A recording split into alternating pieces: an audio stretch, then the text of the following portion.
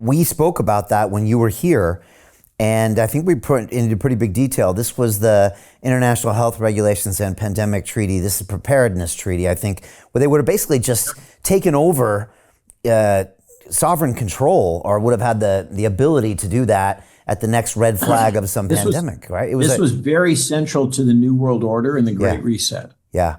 I remember we talked very about much a World Economic Forum advocated position.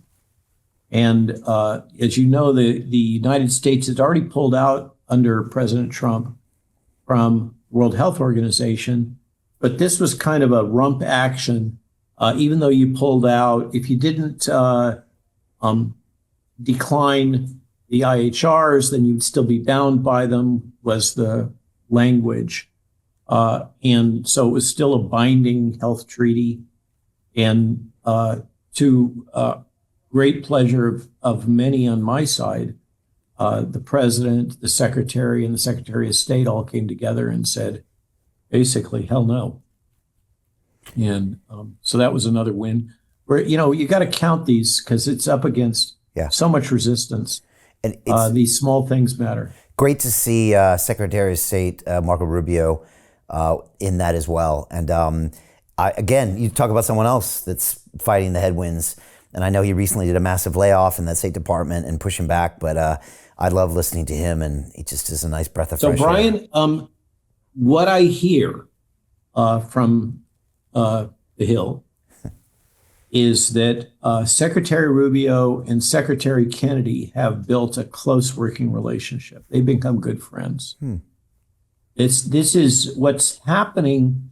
Yes, there's been some reorg, and there was a significant reorg that happened when Bobby came back from vacation a week ago within HHS that some within embraced. Let's say we're very glad to see that reorg happen, but it happened. But for the most part, what I'm hearing and seeing is that this group of appointees are really coming together. They're working together better and better. And I look forward to, whatever headwinds, President Trump having great success with this team over the next 3.5 years.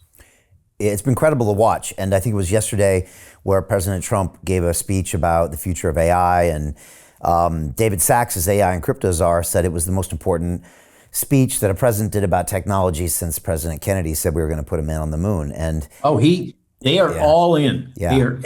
I like to say to people, if you want to get a federal award right now, if you're writing your grant or contract proposal, what the London Real Investment Club actually does for you, it gives you the keys to open that door to the inside deals. In the last 3 weeks, I've participated in 3 incredible deals: a layer 2 Bitcoin protocol, an incredible AI protocol. The deal flow is beyond what I expected. I don't think I've ever seen a model like this that just gives average folks the opportunity to be behind the deals. And that's exactly what we've done. Not only that, you get to hang out with Brian Rose every week. And for me, that was huge because I look at Brian as somebody who's not only an expert in the space, and I think is on the leading edge, but just the leading edge of thought with London Real and the work he's doing there. To anyone who's taking a serious look at this, I know it's a big decision. It was a big decision for me and my family, and it is one of the best decisions I've ever made. So I wish you all the best and hope you come join us.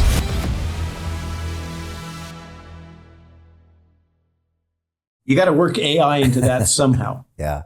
It is a big issue. It's identified as a big issue. It has to do with competitiveness against the CCP. It has to do with the future of American industry, revitalizing American industry.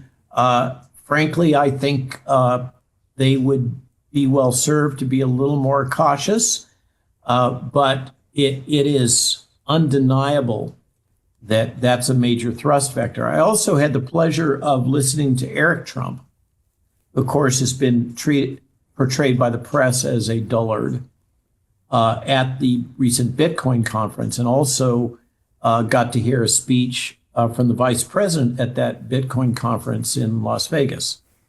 And the vice president, and Eric Trump are enormous supporters of Bitcoin. Yeah.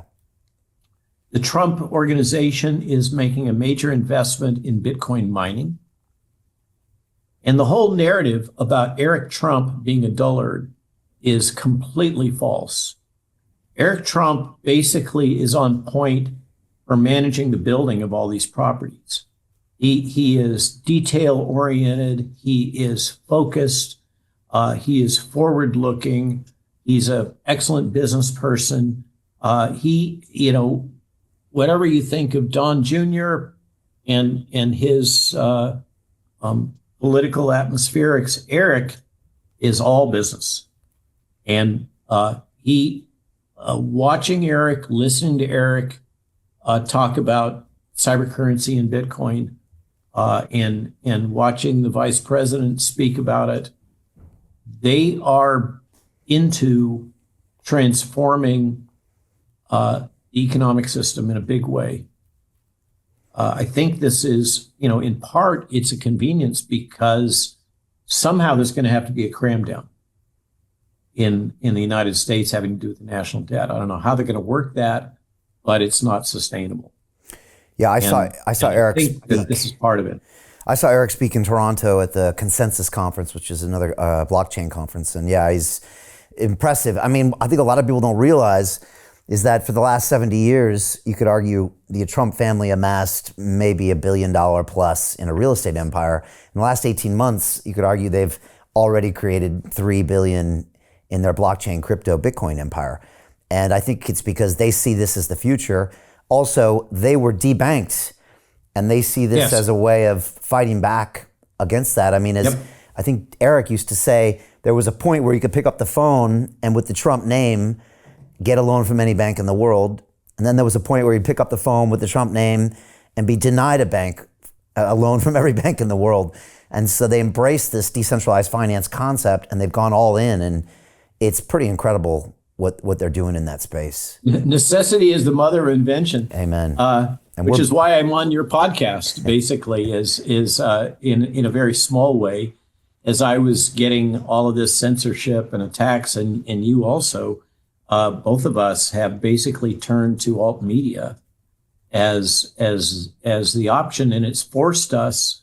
It's been a forcing function to cause us to up our game in this new media space. We probably wouldn't be here in the same way if it hadn't been for what we were subjected to. Yeah.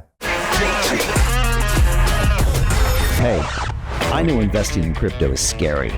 It takes a real leap of faith because there are so many scams, rug pulls, and bad actors out there. It's a dangerous business, which is why 95% of people lose all their money.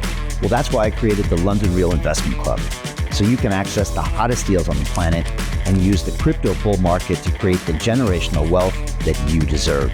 Join my team of over 100 people from around the world that are making millions of dollars behind the scenes investing in blockchain, AI, Web3 games, DeFi, Bitcoin, and more. Don't miss out. Click the link below to book a call with one of my team now. But hurry, this bull market will end soon. I know investing in crypto can be scary. That's why you gotta join the investment club. Pull the trigger. Let's do this.